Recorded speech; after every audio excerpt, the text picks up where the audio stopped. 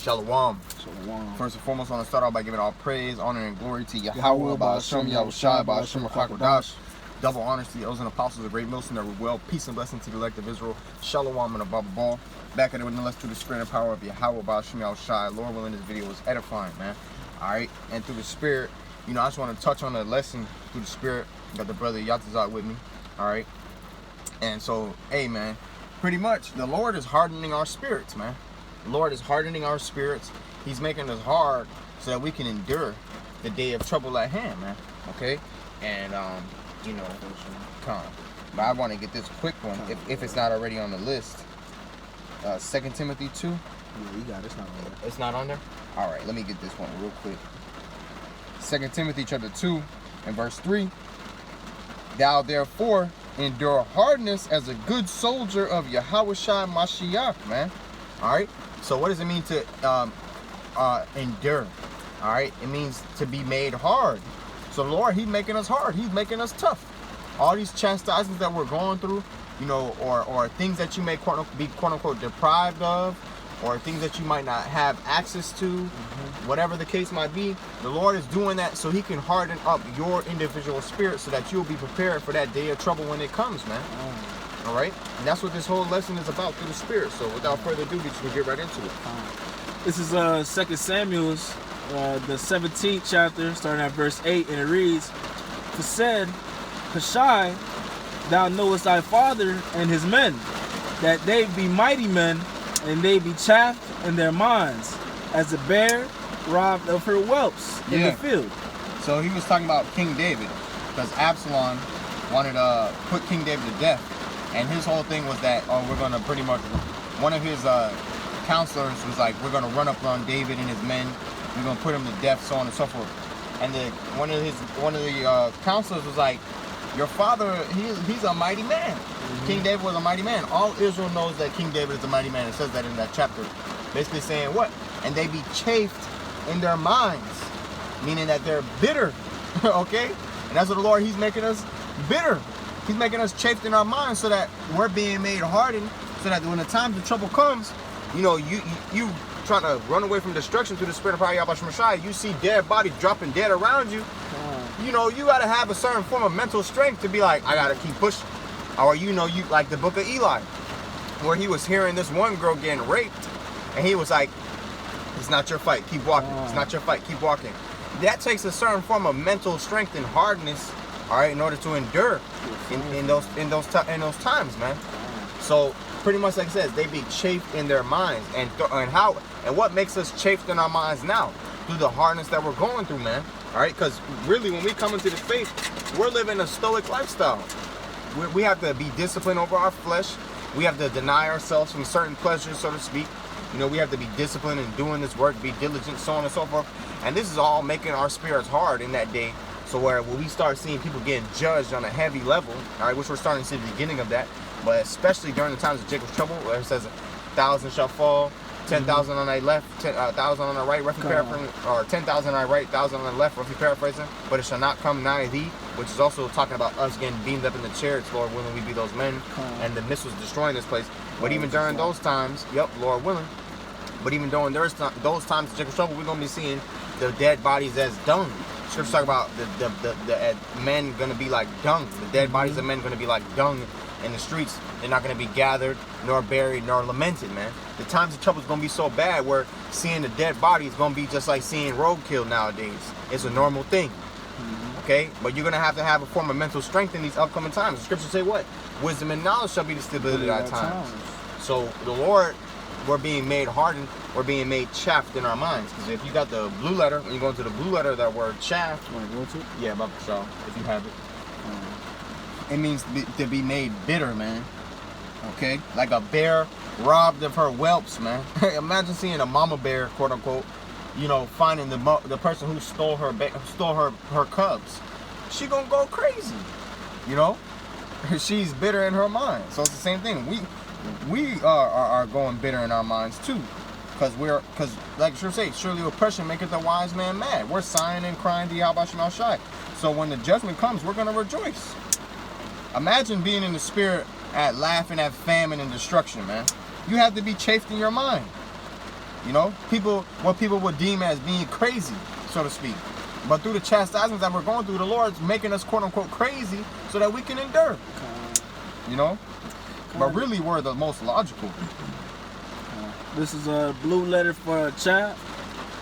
And the definitions is bitter, bitterness of water or food, of harlot's end, and of wickedness, cry of pain.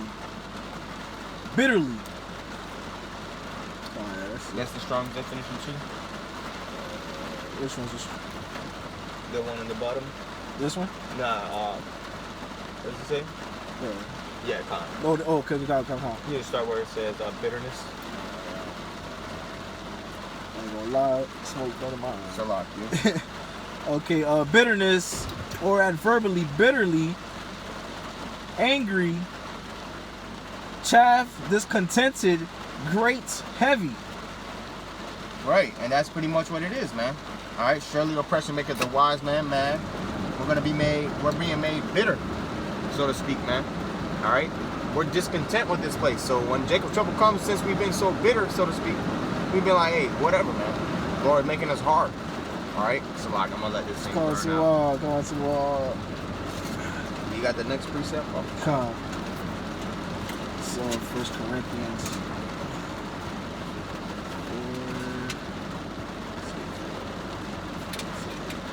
They be chafed in their minds, man. Like, them dudes crazy. Don't mess with them guys. They crazy. That's pretty much what he was saying. Chafed in his mind. You know? You got it. This is 1 Corinthians, the 4th chapter, starting at verse 9. It reads, "For I think that the Most High has set forth us, the apostles last, as it were appointed to death. For we are made a spectacle unto the world, and to angels, and to men. We are fools for Hamashiach's sake, but ye are wise in Hamashiach. Yep. We are weak, but ye are strong. Yep. Ye are honorable, but we are despised. Even unto this present hour we both hunger and thirst, and are naked, and are buffeted, and have no certain dwelling place, and labor, working with our own hands." Meaning we got our own jobs, you know. We don't have our own servants. We work for our daily bread, so to speak. Go ahead. On top of the ministry of Yahweh Shemal Shai. that takes a certain form of hardness within itself. Buffeted, meaning people be putting their hands on brothers, literally or verbally. Okay, have no certain dwelling places. Some brothers be going homeless, you know, or some brothers living with other people. You know, whatever the case might be, that's not having a certain dwelling place. And especially during the time of Jacob's trouble, where you might have to camp out in the wilderness, that's not having a certain dwelling place, man. And you know, you can't be no punk or some soft dude, you know, in order to endure that type of stuff, man. You gotta be a austere man. Yep. All right, you gotta have that austere spirit, you know, that spiritual masculine frame. Go ahead. Hungered, thirsting. You know, some people what they think is being hungry, all right, really it's just them craving something, you know. But people, a lot of these like scripture say how Babylon lived deliciously. A lot of these Babylonians never fasted a day in their life. A lot of these Babylonians haven't even gone an hour without eating food. Spirit, I was just about to say that. So what the hell they gonna do in that day when is a famine breakout, man? You know, but through the spirit of Yahweh Shemal Shai, the Lord putting the spirit on his men. To, you know, suffer what they're suffering, to be made hard in that day.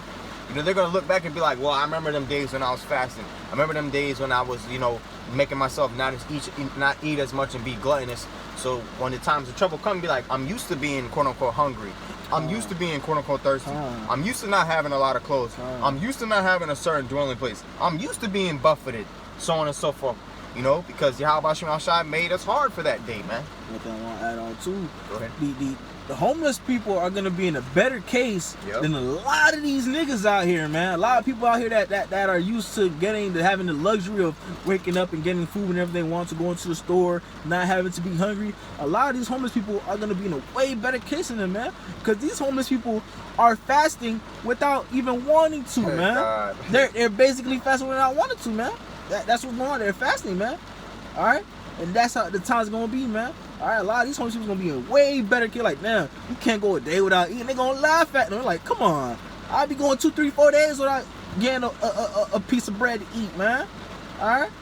So a lot of people are gonna be in a terrible case, man. Yep. And to be homeless, really, because there be some homeless people who've been homeless for years. That take a strong mind. That take a strong mind. Shit, when you don't have anywhere to sleep, bro, that takes you in a whole different mental state, man. And it removes pride. Yeah. You could have a man of the Lord that is homeless. The Lord could have just made him go through that because he was real prideful, man. The Lord was like, know what? I need him to humble up himself, man. Feel me? That's a man of the elect. I need him to humble up himself. That's a trial, tribulation he has to go through, man. All right? Because you will never find a prideful homeless person, man. All right? You will never find that because, mind you, they're out there. You know, people see them. They're showing their face, their clothes messed up. They're starving. They're dirty. You know, asking. Like, damn, like, I need some food. I have nothing, man. You can have no pride in your body in order to do that, man. Scripture talk about a poor man that is proud, you know? God, what the fuck? Like, you know come on. Damn, that's spirit. Because scriptures do talk about how, you know, you hate a poor man that's proud. How you poor and you proud? Like, come on. Beggars can't be choosers, man. Right. You got a homeless man like, yeah, man, here, man, I got $1 for you. Just $1? Right. I can't get 5? Look at what you driving in. Come on, man. Look at your phone. Like, come on. Yep. Beggars can't be choosers. Let me finish up on this. Come. What was this going up to? 14. It's like, okay, I'll read verse 12 again. And labor, working with our own hands, being reviled, we bless, being persecuted, we suffer it. Being defamed, we entreat. We are made as the filth of the world, and are the offscorings of all things unto this day. I write not these things to shame you, but as my beloved sons, I warn you, man. And that's true, man. Yeah. All right, we basically the laughing stocks, man. We going to houses and bars like, yo, look at those garments they got on. Look at those guys standing on the street corner with their Bibles, man. All right, we're like a laughing stock, man, to these people. But, you know, laugh now, cry later, man. All right, because it's going to be at a different time, man. When the time we coming into, man, we're going to be laughing at their calamities, man, like the scripture says, man. Yeah, I got the scripture. Luke 6, verse 26 or verse 25. Woe unto you that are full, for ye shall hunger. Woe unto you that laugh now, for ye shall mourn and weep. So here it is. You might be full. You eating good every day. You eating great every day. You never going hungry. Well, guess what? During Jake's trouble, you going to be hungry, man. And for the elect who've been practicing, or not even because of our lack of resources or whatever the case might be, through the chastisement and the purging of the fire, the adversity of the Lord, you hungering? Well, guess what? In Jacob's trouble, you going to eat good. You sad, you mourning, you weeping. Well, guess what? In Jacob's trouble, you going to be laughing and rejoicing, man. Because the Lord been hardening our spirits for this time coming up. You know, and the reason why I was meditating on this, because, you know, I remember a couple of weeks back, I was, you know, meditating on something with a brother. And I remember, like, you know, when we, you know, I'm still young in the faith. I've only been in this truth maybe 3 years, maybe 2.5, 3 years, maybe. You know, so I'm not saying I'm old in the truth, but I remember when I was earlier in the faith, okay, and I you know, Jake used to be like, damn, Jake ain't getting no women, Jake ain't got no box, da-da-da-da-da.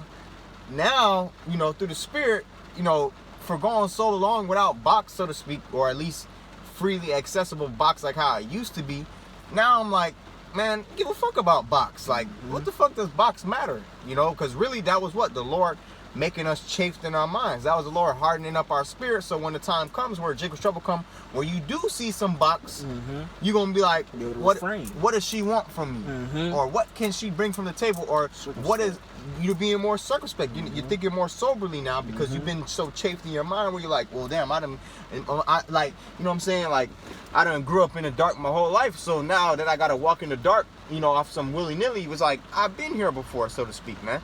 So it's the same thing with Jacob's trouble. You might see a fine woman, but through the Spirit of the Lord chastising you with women, you know, you're not getting as much as women as you wanted to or whatever. Now in Jacob's trouble, you see a fine woman, you're going to be like, nah, I'm good. You know, you'll turn the other way because you'll be like, shit, I done been so long without women, it don't matter now. Because why? You've been hardened. Lord has hardened you. Or some brothers might not have a job. Some brothers go without jobs And a lot of times when brothers go without jobs, the Lord be building up their spirit. Because Scripture say, he that have little business shall become wise. And wisdom cometh with the opportunity of leisure. So you might not have a job for so long. So, you know, you used to not having money. So when all hell breaks loose, the money system fails, you're going to be like, well, I done been not have money in a while. So I know I'm eating because it's through my faith in Yahweh Shema Shai. It's through Yahweh Shema Shai's mercy upon me. So on and so forth. You know, just trying to, you know, exhort the point that, you know, the stuff that we're going without right now, the stuff that's quote unquote adversity against us is really used to help make us stronger and tougher in these times to come. All right, go ahead. This is backing up, you know, the brother.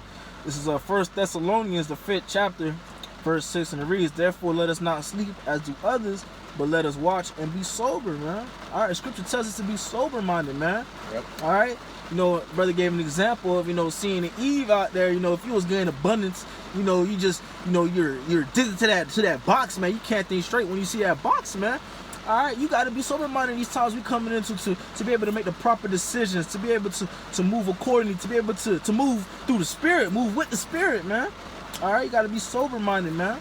Yep. And another thing too, you know, like for instance, whatever the case might be, the Lord might deprive you of something so that you learn to not depend on that thing, man. Because I'm noticing, right, through the Spirit, I'm noticing the men of the Lord, we be those men, deal with adversity way different than people in the world deal with adversity. Like, for instance, I'll give an example. One time I was at the job, and a fucking bitch-ass customer was, like, cursing me out. And I'm just chilling. I'm holding my composure.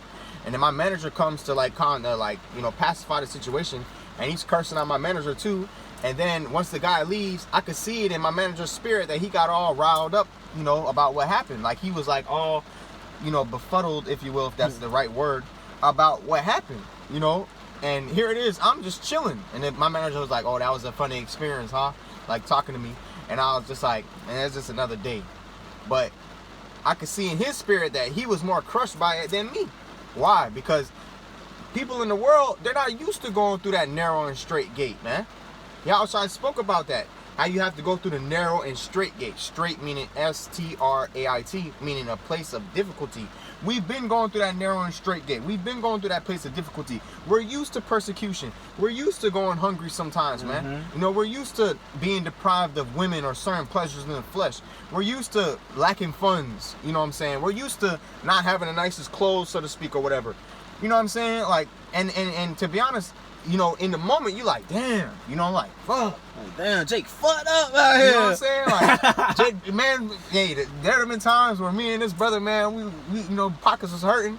But, you know, through the Spirit of the Lord, still feed us, man. Still find a way, man. Still feed us. And we'll be like, hey, you know, pockets hurting, but the Wadi we still eating. I remember one time me and this brother was in my house, and both of us was low on funds, man. And through the Spirit, like, you know, we still had food to eat at that night, and we was sitting in the kitchen talking to each other like, man, even though we might be low on funds, hey, the Wadi Shop, we was still, the Wadi Shop for this trip, like, we was still going through, counting our blessings, so to speak. And that takes mental strength, and it's not of ourselves, it's of Yahweh Shop putting us through that, so that when the time does come where we get abundance, you know what I'm saying? Because that's coming. 2nd Ezra 2:27. That's true, too. You know, I'll get the scripture on that. I want to add on, too, man. That just goes to show, like, man, say, you know, you're going through all that, and then when the time does come, say the Lord blesses you with, like, $10,000, $1,000, $2,000, $100, $20,000, however much money, you'll be able to be like, why how about your shot, and still be in a proper state of mind. Yep. Some jakes out there, you know, they have nothing, and in the minute they get $100, $1,000, $10,000, $20,000, $50,000, however much money it is, abundance of money, they just get lost. They're like, fuck, shit, I got all the money. I don't need nobody no more. Feel me? I got this by myself. I don't need to thank the Lord. I can do whatever I want to do, man. I'm gonna just party and turn up. But you gotta remember, man, when you ain't had none of that, who was you talking to? Who was you asking for? How about Shema Shah, man? And now that you got it, you forgot all that shit, man. Hey, that's why the scripture saying Deuteronomy, Jeshurun waxed fat and kicked. You know, thou art waxing fat, and that's forgotten, you know, thy power. Roughly paraphrase it, man. That's what happens. Jake touch a little money on this side, and they forget Yahweh Shema Shai. That's why the scripture say what? Give me neither poverty nor riches, lest I be rich and say, who is the Most High? Or lest I be poor and take the name of my power in vain, man. All right, so we just ask the Lord to give us what's needful, man, because we understand that this place isn't the end all be all anyways, and we don't want, you know, the deceitfulness of riches and the cares of this world to sweep us away, and we be like those seeds sown amongst the thorns and get choked up because of the cares of this world, and we become unfruitful, man.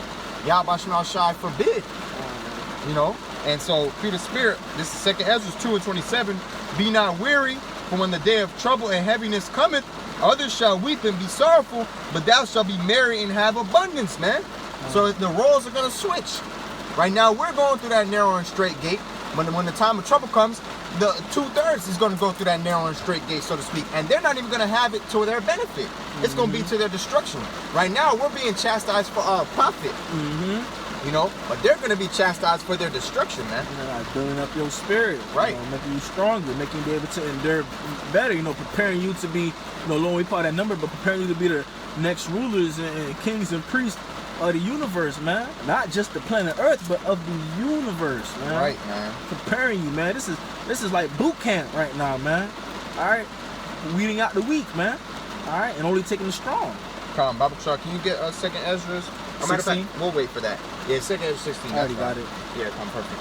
Can we read it? Yeah, go ahead. This is 2nd Ezra, the 16th chapter, verse 40, and it reads, O my people, hear my word, make you ready to thy battle, and in those evils be even as pilgrims upon the earth. Yeah, man. So the Lord said, make you ready to thy battle. What's that battle? The time of Jacob's trouble. It's going to be a time of war so bad that the archangel Michael is going to have to stand up. And Michael is the archangel of war. So there's going to be heavy, warlike, divine intervention during these times coming, man. And the Albarazah, we be a part of that elect number, man. That the Lord protect us. So the scriptures say that the Lord is going to deliver them everyone found written in the book, man. Written in the Lamb's book of life. All right? But it says, make you ready to thy battle. So how are you being made ready to the battle? You're being made hardened. Before you go off to war, before you join the army, what do they make you do? You join the boot camp, and they harden you up. They make you hard. You know, they like to do this too. They like to break you down. You know, they like to, you know, get to the core of you, you know, break you down and build you back up stronger, man. Yep. You know, find your weaknesses, weed that out, you know, purge that, man, and then build you up stronger, man. And that's the same thing the Lord is doing, man. The Lord is purging out all the weaknesses, all the you know, worldly things, all the through things. He's purging those things out and building you up stronger through the Spirit. John 15:1, I am the true vine, and my Father is the husbandman. Every branch in me that beareth not fruit, he taketh away. And every branch that beareth fruit, he purgeth it, that it may bring forth more fruit, man. Come on, man. The Lord is purging us right now, man. He's taking out those weak branches that can't produce no fruit, all right, and building up those strong branches that can produce it good and strong fruit, man. And even more fruit than they're already producing, man. In abundance. Right. So the fire that we're going through, the purging process, man, is to help build up and harden our spirit. So that when that day comes, we're going to be a rock in a weary land. We're going to be a cover from the storm and the tempest. People are going to look at us and be like, how are you so calm while all hell is breaking loose around you? And we're going to sit there and give the glory to Yahweh Shai and expound, man. Laughing at their calamities, man. Right, man. So we were like, man, we warned you. But y'all was scoffing. Y'all was laughing, making fun of us on the highways and byways, scoffing on the comment boards on YouTube. But we was warning you, now look at you. You're a bad case now. Look at you. And ultimately, you got to stay on your purpose, man. Fulfill your lot. You know? Shit. You got the next one? Make you ready to thy battle, man. So, hey, you know, and I advise brothers to, you know, we'll do what you got to do to help prepare you for that day. Whether it be you eating less, taking a cold shower, working out more, exercising. Of course, you know, tapping into the spirit first and foremost. That should go without saying. But just in case I do have to say it, tap into the spirit most of all. So scripture say bodily exercise profiteth little. But righteousness is profitable unto all things. But it says it profiteth little, meaning it still profits, man. So of course tap it into the spirit. But on top of that, you know, do some things to give an edge about yourself, man. So that you're never comfortable in this place. So when the time so you get comfortable with being uncomfortable. You learn to love to catch hell. And the only way to truly learn to love to catch hell is to go through adversity, man. If you never went through adversity, when the time comes when adversity comes, you're gonna fall because you're not used to going through adversity. Like for instance, you know, in my household, my AC broke All right, so my AC was messed up. All right, and you know my roommates in my house was complaining about the AC being broken, and of course I would rather the AC work. And I'm not trying to do this to toot my own horn, but to make the example, I'm hearing them in the background complaining about the AC, crying about the AC being broken, and I'm like, shit, I'm okay. You know, even though I know it's high, I would rather AC work, but I'm like, shit, I'm all right. You know what I'm saying? Like, still got the Lord with me, still got the Spirit. So it goes to show you what? That the men of the Lord, we be those men, are built for adversity, are built to handle tough times, so to speak, man. So, and that's through the Lord purging us, man, putting us through that fire, you know, like it says in the scripture. This is Sirach or Ecclesiasticus, the 2nd chapter, starting at the top, and it reads, "My son, if thou come to serve the Lord, prepare thy soul for temptation. Set thy heart aright and constantly endure." Prepare your soul for temptation, meaning prepared to be attempted, prepared to be tried. Them demons gonna try you. They're gonna prove you to the Most High, same way they did Job, man. You know, we're being proven. So when you come in this thing, prepare to suffer loss of certain things. Prepare to lose friends. Prepare to lose money. Prepare to lose access to food if need be. Prepare to lose your wife, your prepare to lose your relationship with your family, so on and so forth. Prepare to go through hardship, man. Catch hell. Prepare to catch hell. This is what you signing up for when you come into the truth, when you decide to take this walk. Not even you deciding, but when the Lord, you know, reveals it unto you and puts the Spirit unto you to receive. Right. You feel me? Just know this is what you get yourself into, man. Right. Because think about it, man. You know, if we never went through any type of adversity, how do we truly know? How would the Lord, even though the Lord knows everything, but how are we truly proven before the Lord? You know what I'm saying? Because everybody, like I should say, every man is a man's friend. You know, but in the day of adversity, he will not abide with him, roughly paraphrasing. You know, that's why Scripture say, if thou were to get a friend, prove him first. For every man is a friend for his own occasion, roughly paraphrasing. But when the day of adversity comes, he's not going to stick by you, man. So the Lord, he's proving us. He's like, okay, you want to be my friend? Well, guess what? Well, first and foremost, you want to be my friend, you got to stop doing all this other fuck shit. All right? And then that's when the Lord chastises you. He puts you through that adversity. So why? You don't get caught up with the rest of the judgment of the world, man. You know, he's proving us, man, and a part of him proving us is making us hard. Enduring hardness as a good soldier, Yahweh Shai Mashiach, man. You can't be a part of the Lord's army and be a weak ass nigga spiritually, man.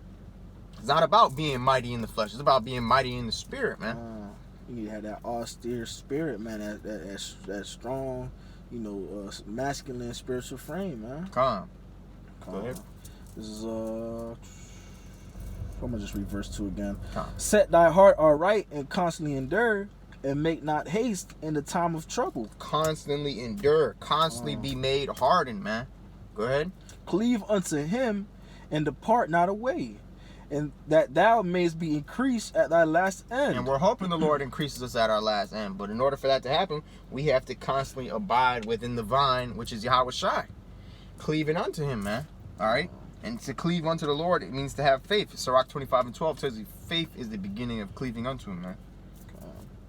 Verse 4, whatsoever is brought upon thee, take cheerfully, and be patient when thou art changed to a low estate. And you got to have a strong mind in order to learn to love to catch hell. That's basically what it's saying.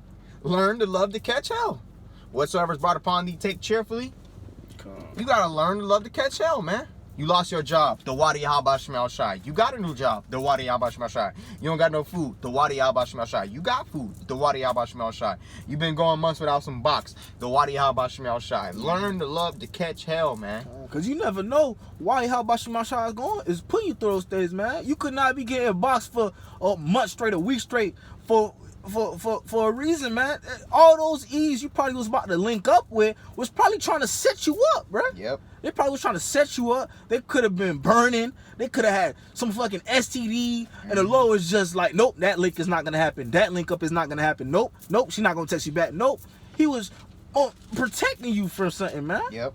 You feel me? You never know. Yep. And that's the thing, too.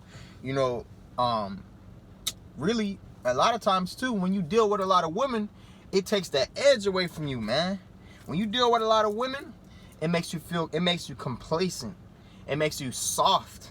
All right. Not saying that every man who got a lot of, you know, women is soft and complacent, but I'm saying a lot of times if you don't have that discipline over yourself, you don't keep that edge over yourself, man.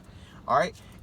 women will take you off your purpose, and next thing you know, you complacent, you soft, you off the grind now. You don't got that edge about you anymore. That's why you see a lot of dudes. What happens to them? They gain what they call relationship weight. Because once they got into a relationship, that she took that edge off him. He don't got that drive no more, man. So a lot of times the Lord, he'll do that. So we still have that edge about us. Still keep that drive on us, man. You see that a lot with Caribbean men. You always see that once they get hunkered down with a Eve, man. You always see that Caribbean man start getting that little gut. That gut, because they just be eating. That's it. This is Sirach or Ecclesiastes 19 and verse 2. Wine and women will make men of understanding to fall away. And he that cleaveth to harlots will become impudent, man. Wine and women can make a man of understanding to fall away. So a woman, she could get you out of the faith, man. So Lord, he might deprive you from that, so your spirit could get hardened to the point where you'll be able to handle Isaiah 4:1. Because you couldn't handle Isaiah 4:1 right now. You know what I'm saying? So when Jacob's trouble comes, the Lord hardened you up. So okay, when Isaiah 4:1 come around, you be like, you know what? The Lord built me up for this day. The Lord was purging me that I may bring forth more fruit for this day, or whatever the case might be. You know what I'm saying? Whatever it might be, it doesn't have to be about women. This is something that's relevant to my walk, so that's the best way I can portray it, so to speak, man. That reminds me of a lesson, that they say in the chat. What does your lifestyle produce? Right. You feel me? The Lord is giving you an Eve for a reason, man. He's either giving you Eve to be, more productive, or he sees that you may need a help. He see that maybe you're a single dad, you got like 3 kids. He like, okay, yeah, he need to eat to help him take care of them kids, or he need to eat to he to just help him with his, like, calm down his little stress, ease or whatever, man. All right, the Lord is giving you giving you these ease, giving you whatever for a reason, man. Everything the Lord is giving you, everything that you have, is to be more productive in this truth, man. Yep. All right. So if whatever you have isn't helping you to be more productive, or if it's, matter of fact, is making you be less productive in this truth, then get rid of it, man. Gone. All right. If it's not helping you be more productive in this truth, all right. If it's hindering you from this truth, then stop it, man. Leave it. If it's the Eve, if it's money, if it's sports, if it's your job, whatever it is, whatever is hindering you from being productive in this truth, leave it, man. Yep.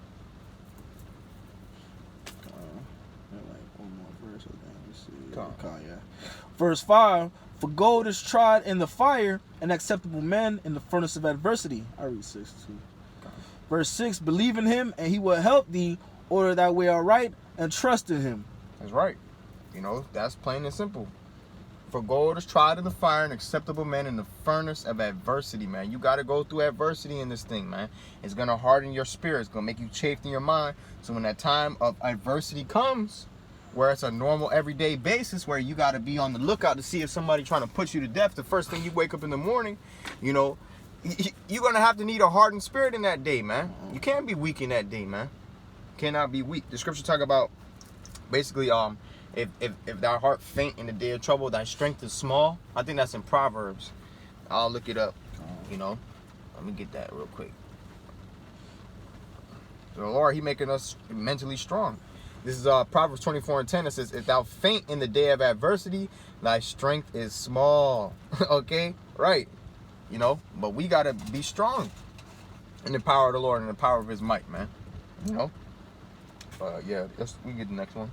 This is 1 Corinthians, the 11th chapter, verse 31, and it reads, for if we would judge ourselves, we should not be judged. Right, man. If we're being on top of ourselves in the spirit, we wouldn't need to be chastised. We wouldn't need to go through the furnace of adversity. But what does it say?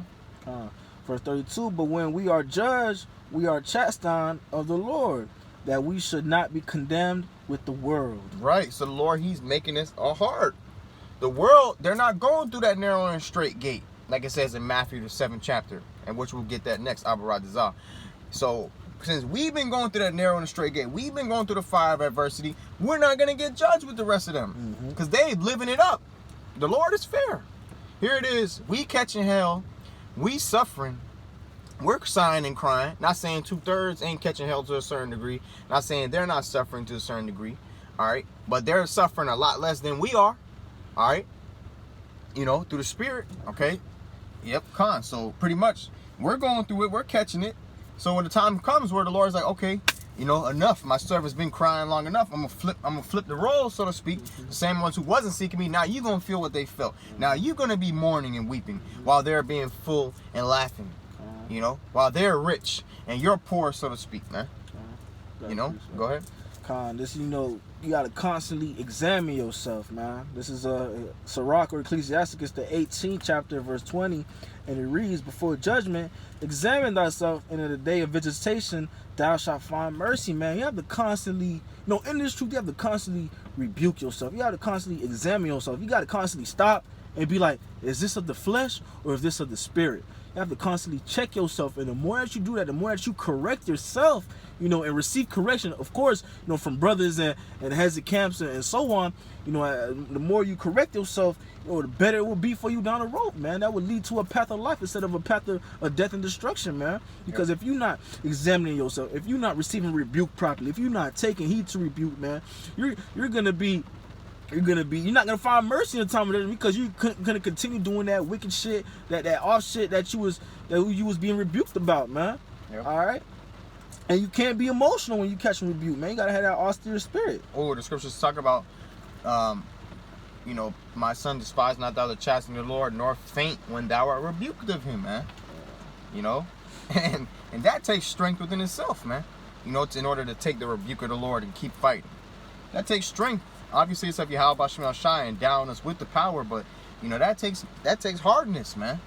You know, because in this truth, you're gonna get rebuked a lot more than you're gonna be commended. You know, for the most part, man. You know, especially when you first come in. You know, but once you start coming in, you know, you're in the spirit. You start being diligent. Now you're gonna start getting commended more through the spirit. But when you first come in, you're gonna be getting rebuked a lot more than when you're seasoned in this thing, man. That first year, man, you gonna get rebuked, man. You gonna have to, you know. Speaking of myself first and foremost, my first year, I got rebuked. You feel me? I got rebuked a lot. I had to like, oh shit, okay, my bad. Okay, Salakia, okay, repent, pray. How about Shemal Shai? Okay, move correctly. Okay, do this. Okay, don't do that. Okay, be wise with, you know, certain decisions. Be wise with, you know, things you do. Okay, you know, you start to be a little bit more wise in the spirit. Start to grow in the spirit and see. Okay, because you coming in this truth, you're a babe. Exactly. Okay, when you have a newborn child, you have to train up this child, because that child is going to make mistakes. That child is gonna fuck up. Yeah. You gotta, as being a parent of your child, you have to train up your child and bring it up in a proper way. Like, no, don't do this. That's wrong. Don't touch that. That will burn you. Don't touch a stove. Don't play with the outlet. Don't do this. Don't go outside when it's raining. You're gonna catch a cold. Yep. You gotta, you know, check your child and train them up and bring them up in a proper way. And that's the same thing coming into this truth, man. Because you're coming into this thing as a babe, man. Yeah. The narrow straight. This is the last one. Come. Matthew 7. This is Matthew the 7th chapter, verse 13. It reads, "Enter ye in at the straight gate, for wide is the gates, and broad is the way that leadeth to destruction, and many there be which go in thereat. Because straight is the gate, and narrow is the way which leadeth unto life, and few there be that find it." Because why? Only the Lord is putting the spirit on few to endure it, man. He that endureth the end, the same shall be saved, man. Okay, so pretty much the point being, we're going through that narrow and straight gate, the path that people don't want to go to. It takes strength to hit the highways and byways every week, man. It takes strength to do your lessons throughout the week. It takes strength to endure the different chastisements and afflictions that brothers is going through, you know. So what happens when you constantly are working out your muscles are tearing, being broken down, so on and so forth? What happens when it's time for your muscles to heal? They're gonna grow back even stronger and even bigger, man. So the Lord, he's exercising our spiritual muscles, man, so that we can grow back even stronger and bigger. Call 12. You know, so that's the point, man. You know, so hey, I just want to get one last precept, Lord willing, to close it out. It's 2 Ezra 7 and verse 6. It says, "There is also another thing, a city is builded and set upon a broad field, and is full of all good things." And that's referring to the kingdom. It says, "The entrance thereof is narrow, and is set in a dangerous place to fall, like as if there were a fire on the right hand, and on the left a deep water," man. So we're oppressed on every side, so to speak, man. You know, you got a water on the left hand and a fire on the right, man. You know, but that's that narrow and straight gate. You got to stay on that narrow path, man. Keep that edge about you. You know, walk on eggshells in this truth, man. Be circumspect, or else you might die. You know, we're walking on a spiritual tightrope, man. I was just about to say that's the spirit. Verse 8, it says, and only one path between them both, even between the fire and the water, so small that there could but one man go there at once. Meaning each brother got to work out his own salvation, man. All right? You might be able to help a brother, all right, but that brother still got to work out his own salvation, man. All right, it says, if this city now were given unto a man for an inheritance, if he never shall pass the danger set before it, how shall he receive this inheritance, man? Right, so if you don't go through the danger set up in the spirit, you know, pretty much going through the trials and tribulations, you don't stay on that narrow and straight gate, you're not going to receive the kingdom of heaven. You know, so pretty much that's the point, man. The Lord is hardening us for that date, man. So, hey, Lord willing, this video was edifying. I want to give all praise, honor, and glory to Yahweh, by Hashem, Yahweh Shai, by Hashem, HaKadosh. Double honors to the elders and apostles, a great millstone that rule well. Peace and blessings to the elect of Israel, man. Shalom and above all, man. Shalom. Just keep fighting and keep enduring, man. The Lord got us. Oh.